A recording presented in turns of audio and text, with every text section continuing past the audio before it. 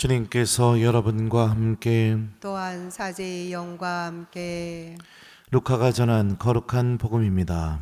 주님 영광 받으소서. 그때 예수님께서 제자들에게 말씀하셨다. 해와 달과 별들에는 표징들이 나타나고 바다에서는 땅에서는 바다와 거센 파도 소리에 자지러진 민족들이 공포에 휩싸일 것이다.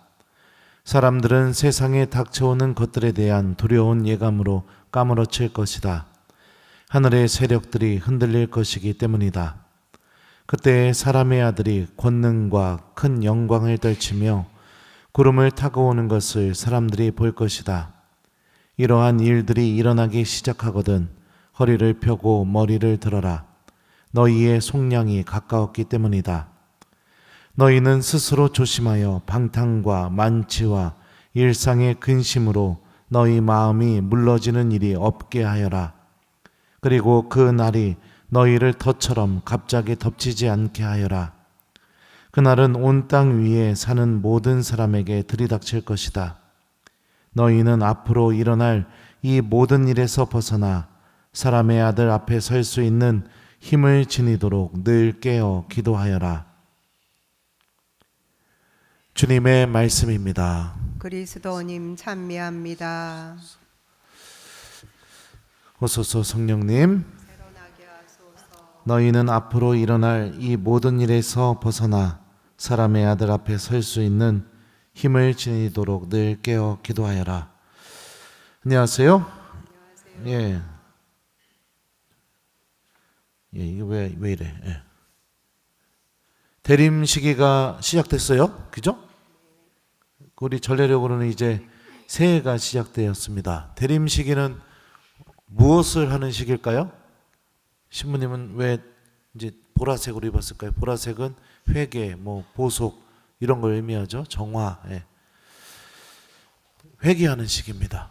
무엇 때문에? 예수님의 오심을 준비하기 위해서.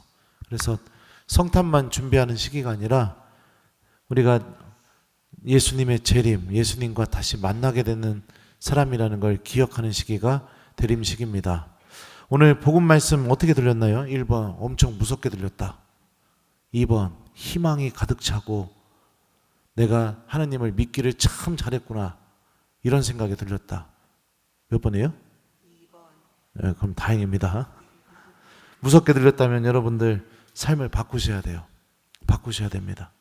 여러분들 잘 아는 것처럼 저는 누차 이렇게 몇 번 얘기했는데 잘 믿지를 않더라고요. 제 생각보다 꽤 머리가 그렇게 좋은 사람이 아니에요. 우리 신학교 다닐 때도 그랬었고. 근데 그 유학 나갔을 때 제가 한번 얘기했었지만 저는 본능적으로 직감했는데 무엇을 직감했느냐? 주교님이 나를 학교를 잘못 보내셨다. 너무 어려운 학교에 보내셨다. 이렇게 본능적으로 직감을 했었습니다. 근데 좀 지나니까 거기서 공부하고 싶은 마음이 막 생기는 거예요. 너무너무 하고 싶은 거예요. 왜냐면은 이 성서 원어로 막 이렇게 볼 수 있는 능력을 얻게 될 것 같으니까 거기 나오면은요. 그러니까 제 삶 안에서 공부하는데 방해되던 습관들, 그리고 공부하는데 전혀 도움이 되지 않는 습관들, 그 습관들을 다 제가 걷어내야 됐었습니다. 걷어내야. 그 학교에서 계속 공부를 하고 싶고 학위도 받고 그러려면 어떻게 해야 되느냐? 내가 바뀌어야 되겠더라고요. 학교가 바뀌기를 바라는 게 아니라 학교는 안 바뀌죠, 절대로. 예. 그 학교에서 공부하고 싶고 그 학교에서 계속해서 내가 배움을 얻고 싶으면 어떻게 해야 되냐? 내가 바뀌어야 되겠더라고요.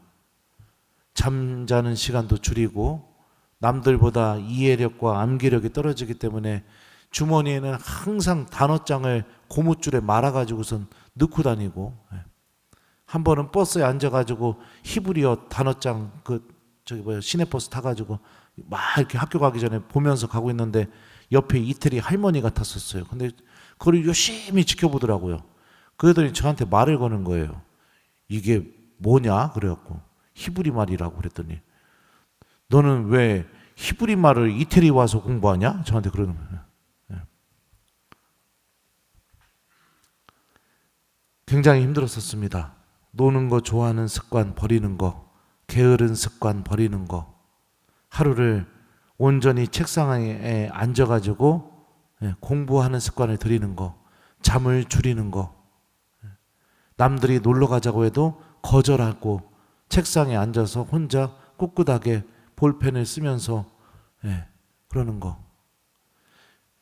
이렇게 쓰면서 외우잖아요. 그러면은 볼펜 심 있잖아요. 153 모나미 볼펜 심 되게 얇죠.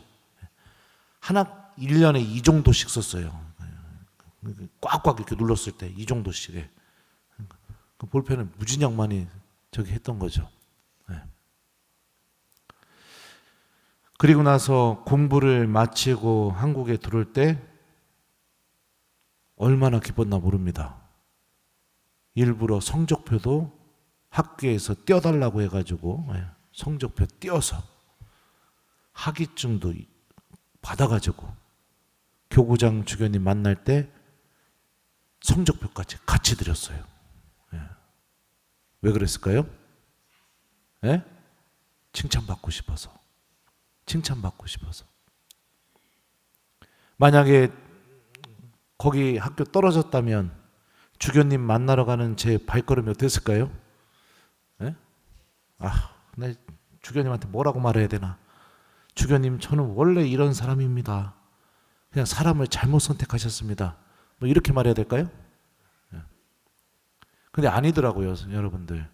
제가 여러분들보다 삶을 좀 많이 살지는 않았지만 그래도 저도 인생의 반타작은 한 것 같은데 살아보니까 아니더라고요. 정말로 값지고 내가 원하고 소중하다고 여기게 되면 사람은 자신의 삶의 틀을 바꾸게 되어 있습니다. 바꾸게 되어 있죠. 그리고 그 값진 것을 얻게 되어 있습니다. 반드시 모든 사람은 이 힘을 가지고 있어요. 복음을 보면 복음의 표현이 굉장히 무시무시합니다. 근데 무시무시한 표현들은 누구를 향한 표현이냐? 민족들, 사람들을 향한 표현이에요.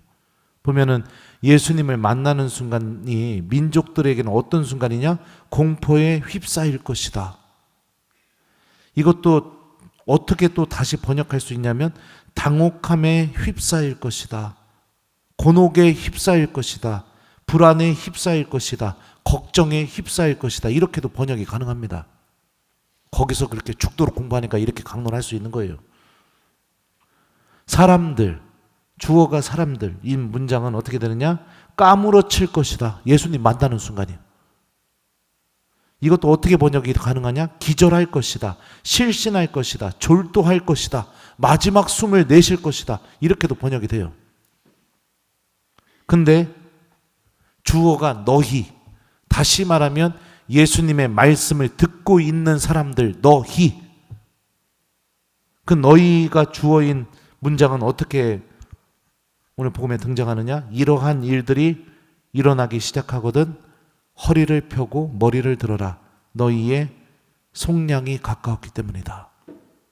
다른 사람들은 졸도할 것이고 걱정할 것이고 불안해할 것이고 까무러치고 기절하고 실신하고 마지막 숨을 내쉬면서 죽을 것 같은 그 순간에 허리를 펴고 고개를 들고 허리를 펴고 고개를 한번 들어봐요. 그러면 어디를 쳐다보게 돼 있어요, 사람이?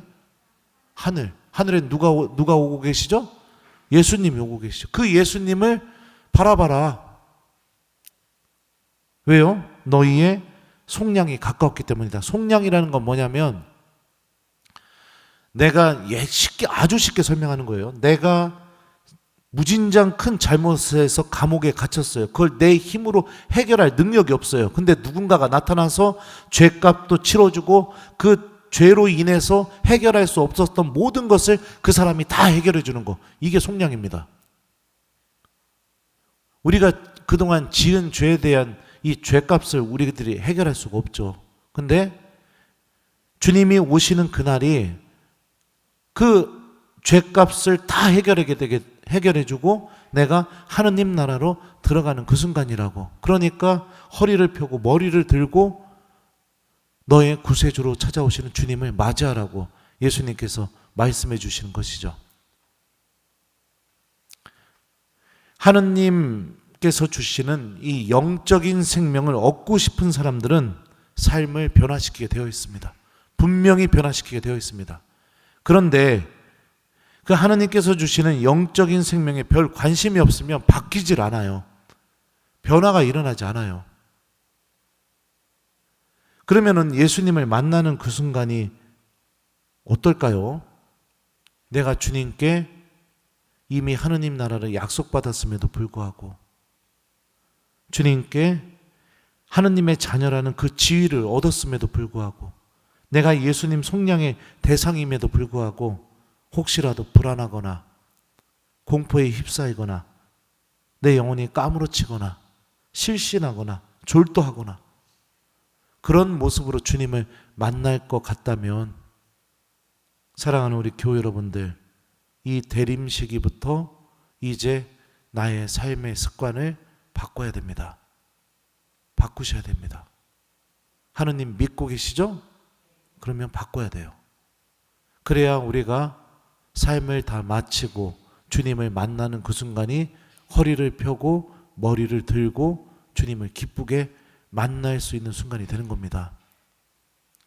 자꾸만 제가 그랬잖아요. 학교가 바뀌길 바라는 건 굉장히 잘못된 자세라고요. 그죠? 내가 그 학교에서 계속 다녀서 그 학교에서 주는 가르침을 얻고 싶다면 내가 바뀌어야 되는 거죠. 마찬가지입니다. 내가 하느님께서 주시는 영적인 생명을 얻고 싶고 정말로 구원받고 싶은 갈망이 있다면 내가 바뀌어야 되죠. 그 바뀌어야 되는 첫 번째 자세로서 복음에서 예수님께서 이렇게 말씀하십니다. 너희는 앞으로 일어날 이 모든 일에서 벗어나 사람의 아들 앞에 설 수 있는 힘을 지니도록 늘 깨어 기도하여라. 그러니까 머리를 들고 고개를 펴고 예수님 앞에 서 있을 수 있는 힘을 지닐 수 있는 게 어디에서 나온다? 기도에서 나온다는 것을 얘기하죠. 힘을 지닐 수 있도록, 사람의 앞에 설 수 있는 힘을 지닐 수 있도록 늘 깨어 기도하여라. 그죠?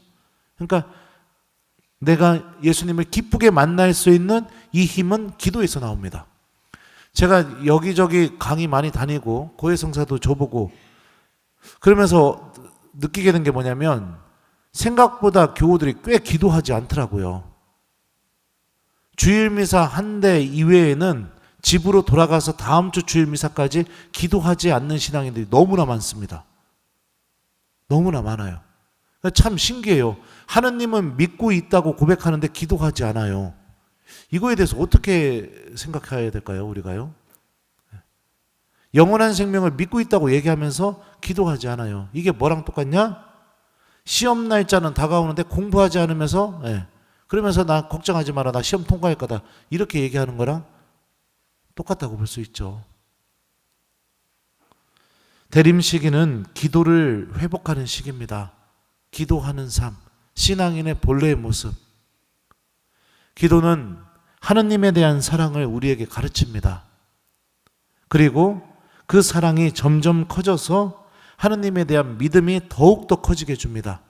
사랑과 믿음이 담겨 있기 때문에 당연히 기도하는 삶은 우리에게 무엇을, 어떤 열매를 가져다 주느냐?